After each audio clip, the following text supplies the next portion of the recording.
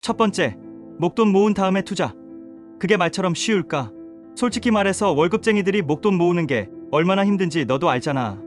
요즘 월세, 생활비, 각종 구독료까지 내고 나면 남는 돈이 얼마 안 돼.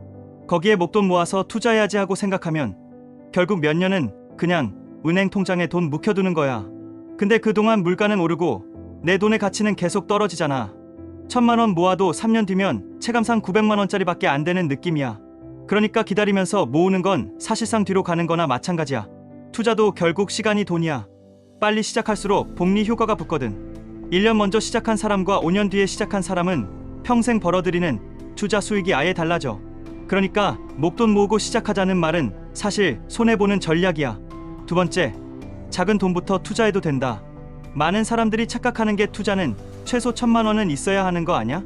하는 건데 이제는 그렇지 않아. ETF나 미국 주식, 한국 주식도 한 주씩 살 수 있고 심지어 소수점 단위로도 살 수 있어.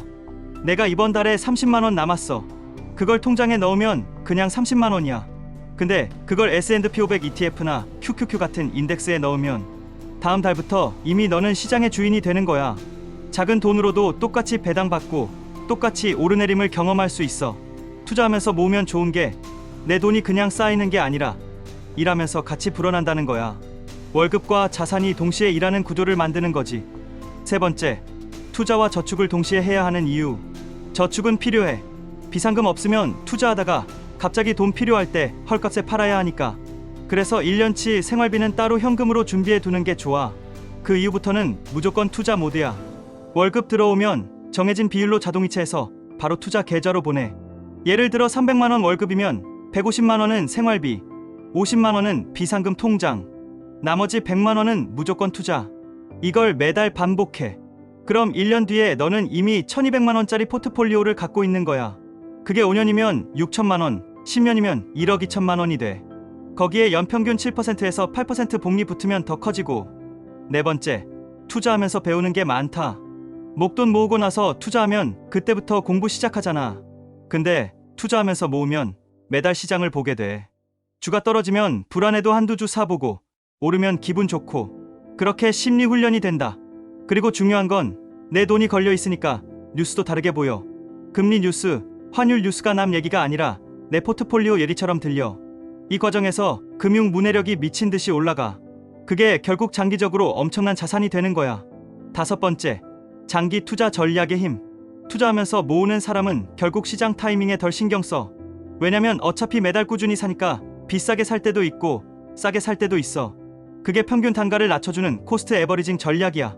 예를 들어 VOO, QQQ를 매달 100만 원씩 10년 산다고 해보자. 시장이 폭락할 때 더 많이 사지고 고점에서는 덜 사지면서 평균 단가가 안정돼. 10년 뒤에 보면 결국 시장 수익률에 수렴하고 내 자산은 생각보다 훨씬 크게 불어나 있어. 여섯 번째, 돈을 모으는 속도도 빨라진다. 신기한 게 뭔지 알아? 투자하면서 모으면 돈이 더 잘 모여. 왜냐면 내가 돈의 소중함을 더 느끼고 불필요한 소비 줄이는 습관이 생기거든. 예를 들어 30만 원짜리 가방 사고 싶었는데 이걸로 이번 달 VOO QQQ 더 사야지 하고 참는 거야. 그러면 자산이 쌓이는 속도가 더 빨라져. 그냥 아끼는 게 아니라 목적이 있는 아낌이니까 훨씬 덜 스트레스 받아. 결론, 기다리지 말고 지금부터 시작. 결국 중요한 건 완벽한 시점은 없다는 거야. 목돈 모을 때까지 기다리는 건 핑계일 수도 있어. 작은 돈이라도 지금 당장 시작하는 게 답이야. 투자하면서 모으는 건 마치 조깅하면서 체중 감량하는 거랑 비슷해. 뛰면서 살도 빼고 근육도 만들고 체력도 붙어. 투자도 똑같아. 돈도 모이고 경험도 쌓이고 금융 감각도 생겨. 너도 알잖아. 5년 후에 너를 만드는 건 오늘 내가 뭘 하느냐에 달렸어.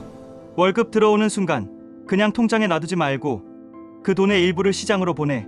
그러면 30대 후반, 40대에 내 자산이 깔끔하게 쌓여 있을 거야.